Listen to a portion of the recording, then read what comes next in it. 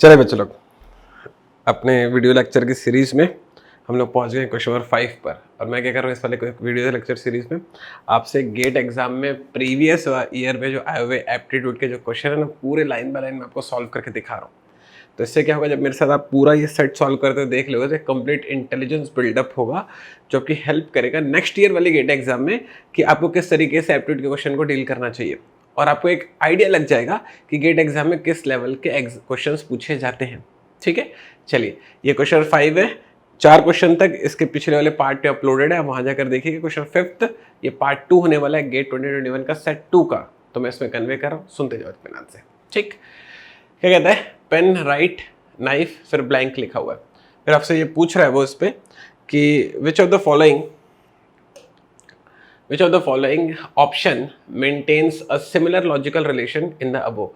अब ये ना एनालॉजी का क्वेश्चन है, मतलब एकदम एग्जैक्ट अगर आपको मैं टॉपिक बताऊं तो एनालॉजी में ऐसे क्वेश्चंस आते हैं।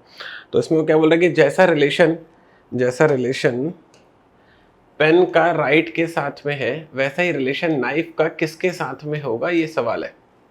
आ गया क्वेश्चन समझ में आपका? ठीक है, चलो भाई देख लेते हैं। नाइफ का वेजिटेबल के साथ तो नहीं होगा, नाइफ का शार्प के साथ में नहीं होगा, नाइफ का ब्लंट के साथ में नहीं होगा, नाइफ का किसके साथ होगा भाई, कट के साथ में होगा। तो इसका आंसर है कट। ठीक है, जैसे हम लोग पेन से लिखते हैं, चाकू से काटते हैं। नेक्स्ट क्वेश्चन, चलो चलो हम लोग पहुंच गए नेक्स्ट वाले क्वेश्चन पर। Question number 6 GATE 2021 CS set 2। Question number 6 ना आपको क्लियरली दिखाई दे रहा है। ये बेसिकली क्वेश्चन है रीडिंग कंप्रीहेंशन का। एक पैसेज लिखा हुआ है यहाँ पर आपके पास। तो ये पैसेज है जिसको आपको ना समझकर आंसर करना है कि कौन सा स्टेटमेंट जो है करेक्ट साउंड कर रहा है इस पैसेज के अकॉर्डिंगली। तो मैं फटाफट आपके लिए एक पैसेज पढ़ लेता हूँ, आप मुझे सुनते जाइएगा। पैसेज में कहता है, listening to the music during exercise improves performance and reduce discomfort. ऐसा होता है भाई, जब जिम में जाते हैं तो एकदम धमर धमर बैकग्राउंड में म्यूजिक बजता है ना, मोटिवेशनल वर्कआउट सॉन्ग बोलते हैं उसको अपन लोग। तो अगर वो कह रहा है इस वाले पैसेज में, अगर मान लिया कि म्यूजिक चलते चलते अगर हम एक्सरसाइज करें तो आपका जो परफॉर्मेंस है वो इम्प्रूव हो जाता है और रिड्यूस डिस्कम्फर्ट, तो थोड़ा जो है ना हम लोग रिलैक्स फील करते हैं तो ज़्यादा अच्छे से अपन वर्कआउट कर पाते हैं। फर्स्ट लाइन यही बोल रही है। फिर कहते हैं, साइंटिस्ट रिसर्च वेदर। अब साइंटिस्ट ने खाली बैठे थे घर पे तो क्या करें, रिसर्च कर डालते हैं। तो कर दी रिसर्च। क्या बोलते हैं रिसर्च करने के बाद, whether listening to music while studying. अच्छा, पढ़ते वक्त भी गाना सुन सकते हो। क्या बोलता है, while studying can help student learn better. अच्छा, बोल रहे हैं कि अगर पढ़ते वक्त भी अगर आप गाना सुनते हैं बीच बीच में मूड फ्रेश करने के लिए, ये नहीं कि फिर सीधा चिकनी चमेली ही बज रहा है, वैसा नहीं। पढ़ाई करो, बीच बीच में रिलैक्स होने के लिए गाना सुन सकते हो, ये वैसा कह रहे हैं। And result were inconclusive.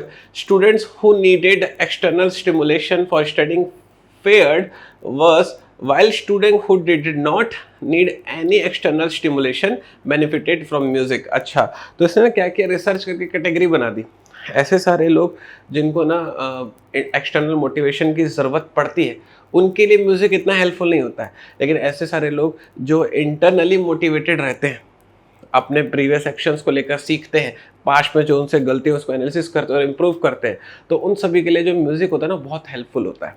तो इन्होंने कहा है कि हाँ, पढ़ते वक्त भी म्यूजिक हेल्प करता है, वर्कआउट करते वक्त तो करेगा ही करेगा, लेकिन 2 तरह की कैटेगरी बना दी।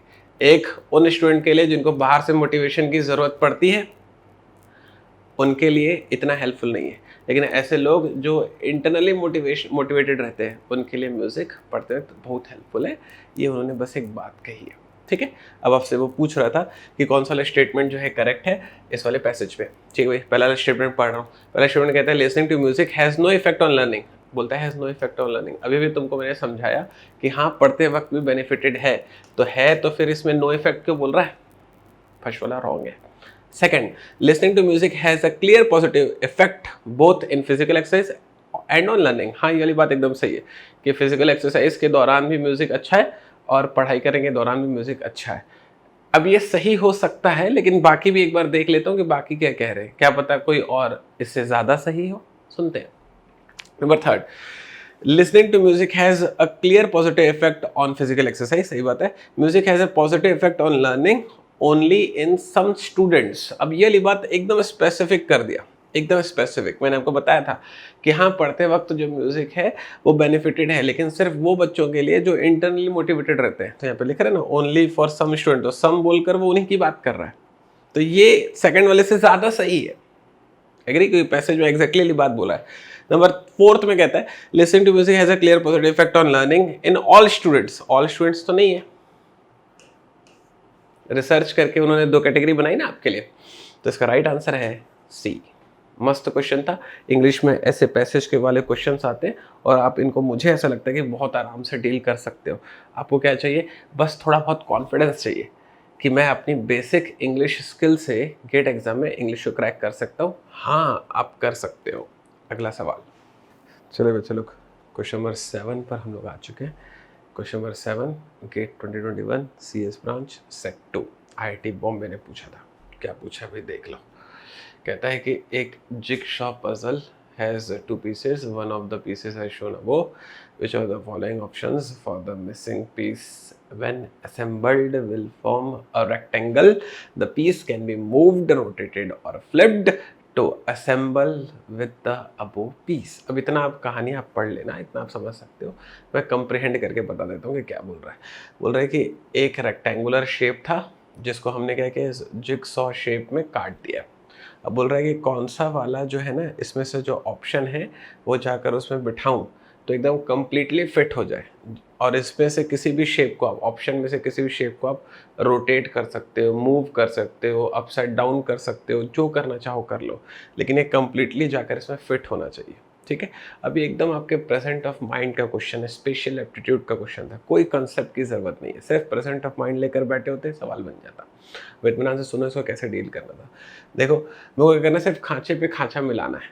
ठीक है, अब आप देखोगे तो ये वाला जो शेप है ना, ये वाला जो शेप है ना, ये वाला ये प्रॉपरली इसमें जाके घुस जाए।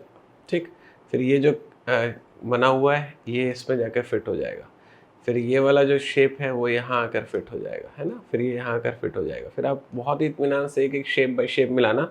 मतलब मैं जब फिगर ए को ऐसे उठा के इसमें डालूंगा, फिगर ए को इत्मीनान से देखो, ऐसे उठा के इसमें डालूंगा तो ये वाला जो खांचा है इसमें और ये वाला जो खांचा है वो इसमें जाकर आराम से बैठ जाएगा। ठीक है, इसका राइट आंसर है ऑप्शन नंबर ए। बहुत इत्मीनान से आप सोच सकते हो, देखना आपको आ जाएगा, ज़्यादा टफ नहीं है। मिलते हैं नेक्स्ट सवाल पर। चलिए बच्चों लोग, हम लोग पहुंच गए क्वेश्चन नंबर 8 पर, GATE aptitude CS set 2। Question number 8 मस्त क्वेश्चन था, रेशियो एंड प्रपोर्शन का क्वेश्चन है। ये सारे टॉपिक ना मैं आपको रेगुलर वाली क्लास में कवर करवाता हूँ। जैसे आपने अगर मेरे साथ एप्टीट्यूड की पढ़ाई करी होगी तो एक एक टॉपिक बहुत इत्मीनान से एकदम बेसिक कंसेप्ट पे सॉल्व करवाते हैं। अगर किसी बच्चे ने क्लास मेरी पूरी अटेंड की है और इत्मीनान से मेरे साथ बना रहा है तो शायद इस वाली बात को वो मानेंगे कि ना एग्जैक्ट जैसा हम लोग क्लासरूम में स्टडी करते हैं ना, वैसा ही आपके पास गेट एग्जाम में क्वेश्चन आ रहा है। ऐसा कुछ आपके लिए नया निकल के नहीं आ रहा है। मतलब अगर आपने मुझसे क्लास अटेंड की तो शायद इस वाली बात को महसूस कर पा रहे होगे कि कोई मैं नया कंसेप्ट आपको निकाल के नहीं दे रहा हूँ, बस उसको ही अप्लाई करना सिखा रहा हूँ। चलो एक और बार अप्लाई करना सिखाते हैं। सुनो क्या कहता है, the number of students in the 3 classes is in the ratio 3, 13, 6। If 18 students were added in each class the ratio changes to this. ठीक है भाई, तो अब वो मुझसे ये कह रहा है कि अपने पास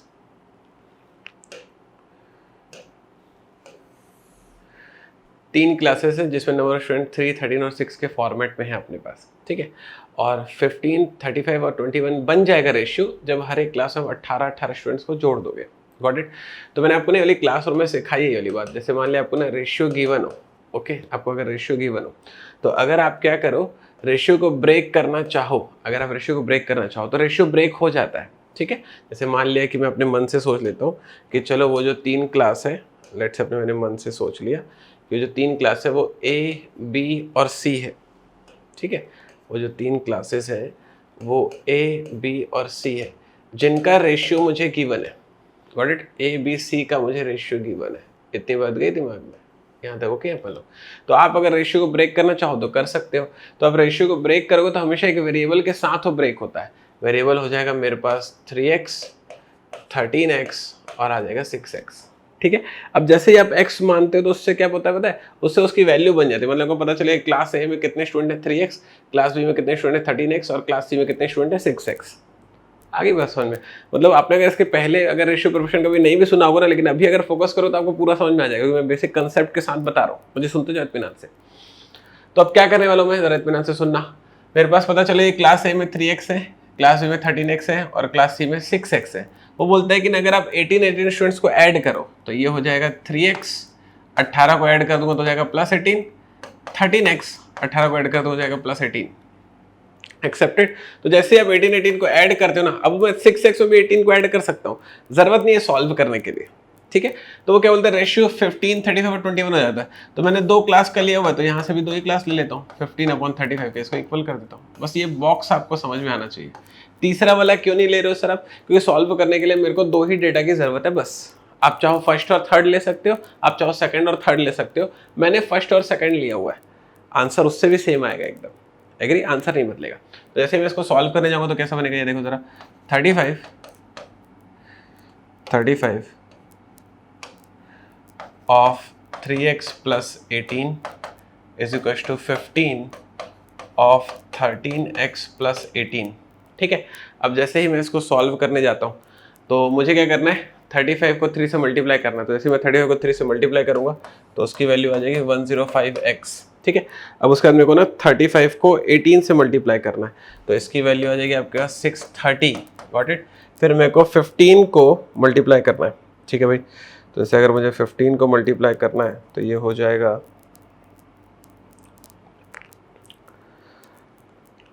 this one is 15 into 13 which is 195x plus again मुझे मल्टीप्लाई करना है 15 into 18 का, तो आ जाएगा मेरे पास 270, ठीक है। ये मल्टीप्लाई करने के लिए ना आपको ना एग्जाम में कैल्सी गिवन होता है, दैट इज वाई मैंने ना कैल्सी यूज किया है। मैं बिना कैल्सी के भी उसको कर सकता हूँ, लेकिन फालतू समय जाएगा। When we have a facility तो चलो उसको यूज कर लेते हैं, that is why I used it, okay. तो जैसे मैं इसको सॉल्व करूँगा तो ये हो जाएगा मेरे पास 90x, और जैसे ही मैं 630 में से 270 को माइनस कर देता हूँ तो उसकी वैल्यू आ जाएगी 360, और जैसे मैं ऐसे x कंक्लूड करने जाऊंगा तो उसकी वैल्यू आ जाएगी 4, ठीक है। कैल्सी गेट एग्जाम में अलाउड है, इसलिए मैंने कैल्सी यूज किया, ओके। कंफर्टेबल है अपन लोग, बाकी और कोई विशेष रीजन नहीं था, वो आराम से खुद भी आप कैलकुलेट कर सकते हो। चलो अब मेरे पास x की वैल्यू आ गई, मेरे पास x की कितनी वैल्यू आ गई है, 4, मेरे पास x की वैल्यू आ गई है 4। उसने क्या पूछा क्वेश्चन में, total number of students in all the 3 classes, तो यहाँ पर पुट कर देता, यहाँ पर ऐसे पुट करता 3 into 4 which is 12, 13 into 4 which is 52 and 6 into 4 is equals to 24। और मैं जैसे इनको ऐड करूँगा, तो मेरे पास सम आ जाएगा which is 8, 5 7 और 1 8, 88 मेरे पास सम आ रहा है, and my answer would be C। पता चला, एकदम मस्त डुएबल क्वेश्चन था, बहुत आराम से आप बना सकते थे। थोड़ा बहुत तो सॉल्व करने वाला क्वेश्चन तो लोग एक्सपेक्ट करेंगे ही ना, इतने सारे मैंने क्वेश्चन सॉल्व किए अभी आपके सामने, सब में इंटेलिजेंस लग रहा था, बस ये एक क्वेश्चन में जिसमें कैलकुलेशन लगी, ठीक है ना, क्या गलत बात है, थोड़ा बहुत हम लोग एफर्ट दे सकते, थोड़ा बहुत हम लोग राइटिंग वर्क कर सकते। कैल्सी दिया भी तो था, और क्या करे बेचारा, बढ़िया क्वेश्चन था, बनाने वाला क्वेश्चन था। चले बच्चों लोग, हम लोग पहुँच गए क्वेश्चन नंबर 9 पर। क्वेश्चन 9 जरा इत्मीनान से सुनते हैं कि वो क्या कहने की कोशिश कर रहा है। क्वेश्चन 9 ना बहुत ही ब्यूटीफुल क्वेश्चन था, सॉल्व करने वाला क्वेश्चन, एफर्ट लेने वाला क्वेश्चन, कंसेप्ट लेने वाला क्वेश्चन, मस्त टॉपिक, डेटा इंटरप्रिटेशन। इसके क्वेश्चन हमेशा एग्जाम में आता है, हमेशा डीआई के पेपर में, हमेशा गेट के पेपर में डीआई क्वेश्चन फंसते। तो एक बार मैं आपको ना पूरा डीआई सॉल्व करना सिखा रहा हूँ, इत्मीनान से एक बार देख लीजिएगा, ठीक है। टेबुलर डीआई बोलते हैं इसको, टेबल बने हुए ना आपके लिए, ठीक है। चलो सुनते हैं।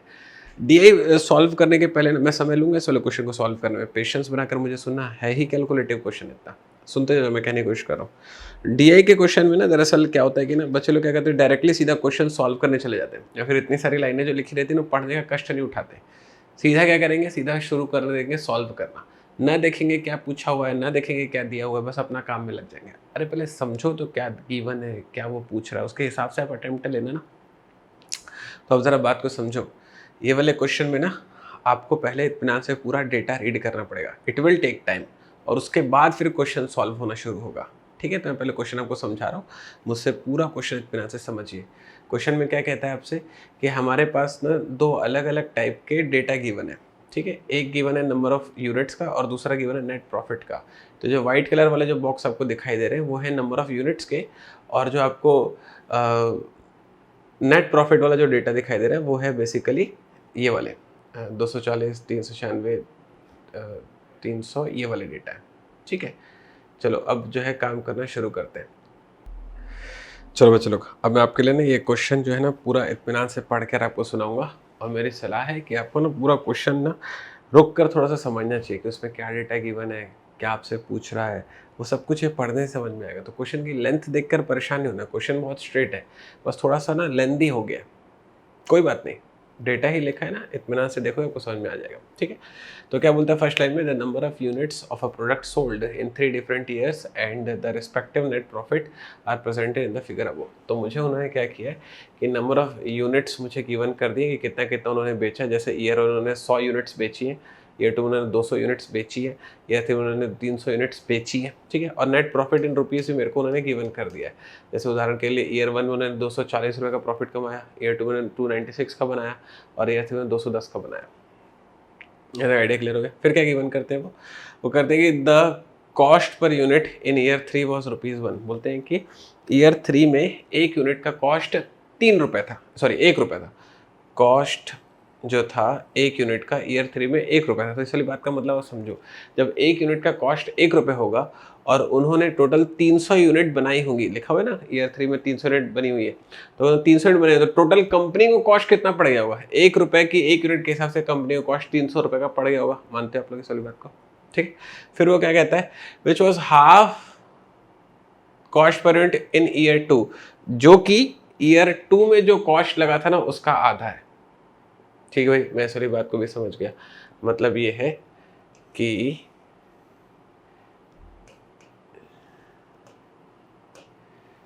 Cost price of year 2 is equal to half of cost price of year 2 is equal to cost price of year 3। इसका मतलब ये हुआ कि cost price of year 2 is equal to 2 times of cost price of year 3। Idea accept करते हैं अपन लोग, ये ठीक है।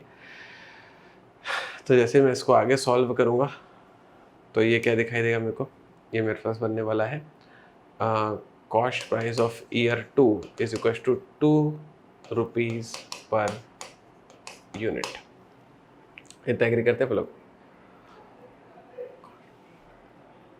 ठीक है भाई। अब बोलता है the cost price of year 3 was 1/3 of the cost period of year 1। तो मैं इसको भी ऐसे ही कैलकुलेट कर सकता हूँ, जैसे मैंने अभी आपके लिए cost price of year 2 conclude किया, वैसे मैं 1 का भी कंक्लूड कर सकता हूँ। नहीं कर रहा हूँ, आगे देखते हैं। फिर कह रहा है tax were paid on selling price at 10%, 13%, 15% respectively on the 3 respective years. तो बोल रहा है कि ना इसके साथ उन्होंने टैक्स भी पे किया है, लेकिन किस पर पे किया है? सेलिंग प्राइस पर पे किया है, साफ साफ लिखा हुआ है। ठीक है भाई। Net profit is calculated as the difference between the selling price. अच्छा, हम लोग को क्या पता है कि जो नेट प्रॉफिट होता है, profit selling price minus cost price होता है, लेकिन यहाँ पर बोल रहा है कि कॉस्ट प्राइस में जो उसका टैक्स लगा ना वो भी ऐड कर लेना, क्योंकि वो भी कंपनी को अपनी जेब से ही देना पड़ा, तो उसका जो प्रॉफिट है उसमें से सब्ट्रैक्ट होगा। एग्री करते हैं लोग? तो मेरे पास सब कंप्लीट डेटा आ गया। ठीक है, लास्ट लाइन पे क्या लिखा हुआ है, आपको क्या पूछ रहा है वो? Selling price of year 2 to the selling price of year 3 का आपसे रेशियो पूछ रहा है। ठीक है, क्वेश्चन आ गया समझ में? अब मैं इस वाले क्वेश्चन को ना आपके लिए सॉल्व करने वाला हूँ। मैं इत्मीनान से धीरे धीरे समय लेकर सॉल्व करूँगा, आप इत्मीनान से देखते जाइएगा। तो मुझे अभी इस वाली लाइन से ये समझ में आ गया था कि जो कॉस्ट प्राइस ऑफ ईयर 2 है ना वो 2 रुपये पर यूनिट है। ठीक है भाई, कॉस्ट प्राइस ऑफ ईयर 2 जो है ना वो 2 रुपये पर यूनिट है। तो इस बात का मतलब क्या हुआ? इस बात का मतलब ये हुआ कि ईयर 2 में अगर 200 यूनिट सेल हुई है और एक का प्राइस अगर 2 रुपये था, अभी भी निकाल के दिया ना, एक का प्राइस अगर 2 रुपये था, तो टोटल जो कॉस्ट है ना ईयर में वो है 400 रुपये का। एग्री करते हो? और ईयर 3 में जो टोटल कॉस्ट है वो है 300 रुपये का। तो मेरे पास डेटा आ गया है कि टोटल कॉस्ट जो है, यहाँ पे लिख देता हूँ, total cost of year 2 is equal to 400 rupees और total cost of year 3 is equal to 300 rupees. ये वाली बात समझ में कैसा हुआ? ठीक है, क्योंकि भाई ईयर 3 में 1 रुपये था एक यूनिट का, तो 300 यूनिट का 300 रुपये, और ईयर 2 में 2 रुपये था एक यूनिट का, तो 200 यूनिट का 400 रुपये। इतनी बात समझ में आ गई आपको? ठीक। अब हम लोग को क्या पता है, यहाँ पे लिखा हुआ था, हम लोग को क्या पता है कि प्रॉफिट क्या होता है? प्रॉफिट इज इक्वल टू होता है selling price minus cost price. Profit होता है selling price minus cost price. ठीक है, अब वो क्या बोल रहा है कि selling price minus cost price में आपने टैक्स भी जोड़ देना, ये क्वेश्चन में लिखा हुआ है, क्योंकि ये भी कंपनी को अपनी जेब से ही देना पड़ा। तो सेलिंग प्राइस में से जब तक ये हटाओगे नहीं तब तक आपको जो है नहीं पता चलेगा। ठीक है, तो ये जो है ना सम मुझे करना था। ठीक, यहाँ पर लिखा हुआ है। तो अब अगर मैं इसको सॉल्व करने जाऊँ चलो जरा देखो मेरे पास क्या क्या चीज़ें गिवन है। देखो भाई, मैं करने जा रहा हूँ प्रॉफिट